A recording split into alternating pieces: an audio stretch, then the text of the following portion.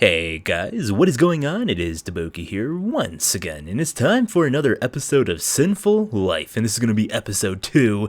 I was doing some training off camera, trying to get to the second job as an assassin, and it was pretty fun. More importantly, something very amazing happened. Reunited and it feels so good.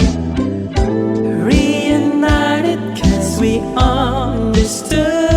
That is right, reunited once again with our glorious swimming cap. But anyways, training was quite fun, very challenging actually, because they did change a lot of the maps up. A lot of the monster levels have been changed.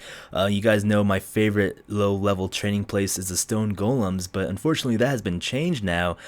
So I was finding different places to train and finding different unique places that offered some good EXP, so it kind of brought me back a little bit to the older MapleStory, just feeling like you don't really know where to train, and there's not a specific training location quite yet. So I was kind of venturing around, training in different places that I normally wouldn't train in, and I think that was pretty fun. So I think after this series is finished, I might make a little training guide on some of the places I found that were pretty cool. I thought that was really good EXP and spawn rate, so it's definitely a nice little different adventure here for me. Also, I was reading in the comments on my last video of the Sinful Life Part 1. A few of you guys were discussing on what sinful meant and why I named my series A Sinful Life. So a long time ago in a galaxy far away, actually no, just back a few years before Big Bang MapleStory, thieves, assassins were mostly called sins. It's kind of a short term for it. So we would nickname them as sins, sins, dits, heroes, priests, I don't know, warriors. So, so DK, Dark Knight, Sins, is an assassin.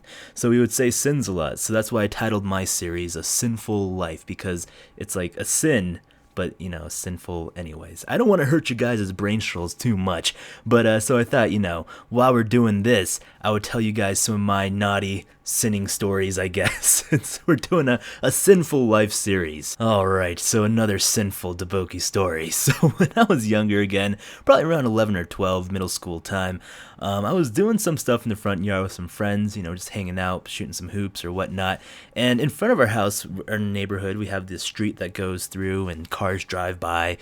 So for some reason, I thought of this brilliant idea of trying to hit CrabApples over the cars as they drive by with my tennis racket, because we have this crabapple tree. If you guys don't know what crabapples are, it's just pretty much as it sounds. They're crabs that are shaped as apples, and they pinch you really hard. No, I'm just kidding. Crabapples is just like a type of fruit. They just grow on a tree. The smaller version of apples, and they make some good applesauce or whatnot. But so they're pretty small, maybe ping pong ball size or smaller, and I was just hitting them over cars as they were driving by. I thought it was so cool doing that, trying to impress some girls or something. And so I was hitting this over, and all of a sudden I did this one hard swing as this SUV drove by, a pretty big, lengthy, tall car, and it just smashed right into the window, just and you just saw the crabs just all coming out of the apple. and I was like, oh no, I hit it. I was like, oh, maybe they didn't notice. Yeah, maybe they didn't notice a golf ball hitting their window. So right when it hit, they screeched to a stop. And I was like, oh my goodness. And I threw down the racket and I ran inside my garage and into the house because they're like backing up. And then they rang my house doorbell. And I went upstairs and answered it, and they were like, did you see who hit our car with the crabapple? And I was like, no, I think that was my brother. I think I saw someone that ran around the back area. So they're like, all right, well, you guys got to stop doing this, and they gave me a talking. Apparently, this girl I was trying to impress, she was in the front yard. They were like yelling at her because they thought that she was the one that hit their car with the crabapple, and I was the one that did it. So it was kind of a mixed up situation there. But I thought it was funny because I was the one that ran into the house and then answered the doorbell as they rang it because I don't know. I didn't know what else to do, so I just pretended it was my twin brother. Anyways, enough about Sinful DaBoki there. So yeah, that was a little mischievous adventure I had. So as you can see, I am back in the Midsummer Night's Forest. And it's the area where I was doing all those quests before with my hero, if you guys don't remember that. This was actually, I was kind of looking it up, and this was some decent EXP here, I thought. So I thought I'd go ahead and hit around here for a bit and just try it out. And let's see, a Rune of Destruction. Am I low enough level? I am. So a few of you guys are also asking, how do I activate this? And it's really weird. I'm like sitting in the middle of the air. Look at that. Do you guys see that? I'm like sitting in an invisible chair. Best chair ever. So anyways, you just click it like it was an NPC chat, and then you just follow the arrow keys here. And Rune of Destruction as it sounds, and boom. So, second job assassin, pretty darn snazzy. You got some really cool new moves here. I'll just go ahead and open this up. You got Shuriken Burst. Shuriken? I don't even know how to say that. Shuriken! Sounds like a Street Fighter move almost. And then you got the Gust Charm, which some few new moves. Wow, they just all deaded. So a few new moves here for the second job assassin, so I think that is pretty cool. Got some more mobbing skills because, of course, assassins were really lacking that in the before all of the updates. You know, just the mobbing skills and the mobility is something that assassins kind of lacked. Oh, look at this, a big schnazzer just appeared. Oh, wild Bulbasaur. I called it a Bulbasaur. It looks like a Bulbasaur almost. My favorite Pokemon, by the way. Oh, this thing's giving me some trouble. I will not be defeated by the dust of you pink slime bubble. Look at that. Owned it with the capital O. Some gloves dropped. Beautiful. So yeah, you know, I don't know any of the skill builds for these new classes or updates, I should say. Am I supposed to be collecting some of these things? I am. What a scrub nub. So what I was saying is I don't know any of the new, I guess, what is it? The skill builds? Yeah, I haven't really looked at any guides or anything, but I have been just kind of doing what I usually like to do, and that's, I'll go ahead and open up my skill tab really quick after I collect all these, and I'll show it to you guys really quick here. Dry. A few more. Just a few more. My little ones. Okay, so let's see. So my skill build I like to kind of do is right when I enter a job, especially second job, because everyone has the same second job, it's pretty much you got a booster of some sort, a mastery, and a few new skills. So I like to put one into the main skills, so that's the Shuriken Burst and the Gust Charm, and then I start to get the Claw Mastery to 5, or whatever mastery you're at to 5, and then I like to get the booster to probably level 6 or 7, just a comfortable level there, just so that you have a faster attack, and then max Claw Mastery, and then, or whatever mastery you're at. And then the physical training is really important because it boosts your luck and dex, or your main and primary stat, or your primary and secondary stat. And then I'll just go and do whatever random shenanigans I like to do. But those are pretty much like the main skills I feel like that are really important, just when you're starting off at least, if that makes sense at all. I don't know. I was just kind of blabbering a little bit about that. So, because, you know, the classes are always changing, but usually some of the stuff is always the same. The mastery is required at level 5 before you are able to put anything in the claw booster, so that's that. Something else also that happened off camera a little bit, really nice of this one fella to do this.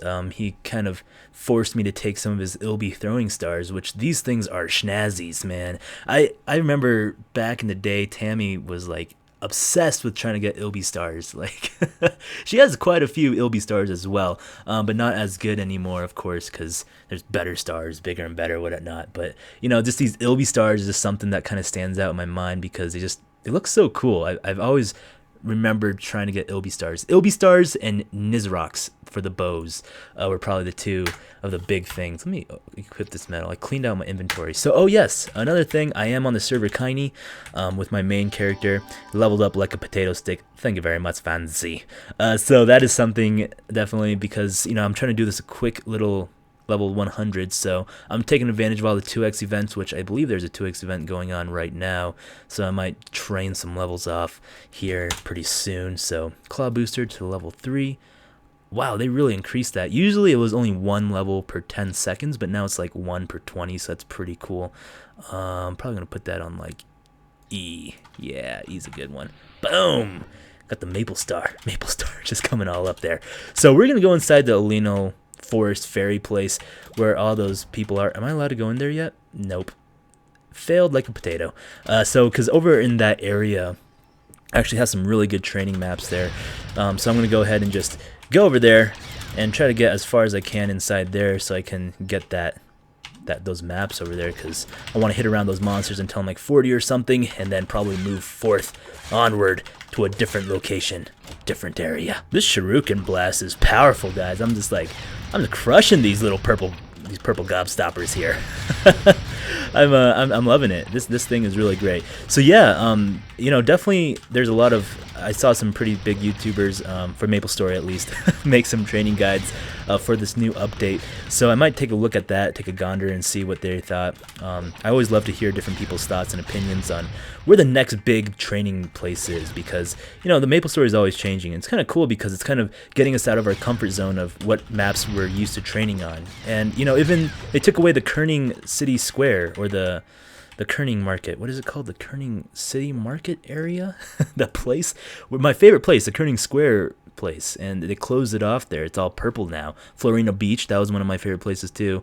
They closed that place off for a bit, all these purple areas. So it's kind of forcing us to find different places, which is nice, you know, because it's kind of getting us out of our comfort zone and a little bit, I guess, seeing some different scenery, not really training in the same spots over and over again, so that's always good. Oh, leveled up like a potato stick. Oh, that snuck up on me.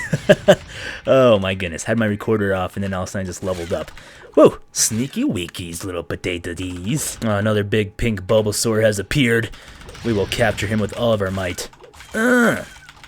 Take it, little pink slime ball. You think you're all hot, the pottle of tot. Die. Alright, so I think we're ready to go. We did all the fancies quests there, so we can walk on water now. So here we are. These places are actually decent to train, I think. I think, wow, they make some incredible weird noises when they die, though. But anyways, I wanted to go and talk a little bit about training maps and how to kind of look for newer training maps, especially to see if it's a decent one to train in, because, you know, especially when maps change up. Something that I like to look for, especially in really good training maps, or what I consider good training maps, are maps that are relatively small, the spawn rate is high, and you can move around the map quite easily. I mean, I think those are pretty much the main important things in a training map. Just because even though when like the EXP is lower and you're fighting lower monsters, if the spawn is good, you might want to stay there for a few extra levels, just because that spawn is really important. So I mean, I remember back in the day, we would train at wild boars till level 70, and wild boars were level 30. So it's like, you know, that was, I mean, of course it took us hours and hours, but it was, at the time, it was just really good, because that's just, you know, that was a really good area there. Spawn rate was incredible. So what do they want me to do? Grandma's son and Acorn Head? Oh yeah, the encyclopedia. You know what? I don't know if I really want to do this. I might skip the quest, just these quests here for a bit, and just kind of go and grind a little bit. When I hit level 40, and then I want to kind of move on to a different area. But anyways, ladies and gentlemen, I think I'm going to end this episode here. I want to say thank you so much for watching. We're just trekking forward really quick to level 100, hopefully. I mean, we'll see how it goes. But like always, leave a thumbs up if you can. That would be super awesome. Heart to nostrils, heart strolls. This has been DaBoki, and we'll be seeing you guys later. Goodbye! For small brother. So now the adventure begins. Oh my goodness. Okay, so how do we... Okay, both sticks are controlled.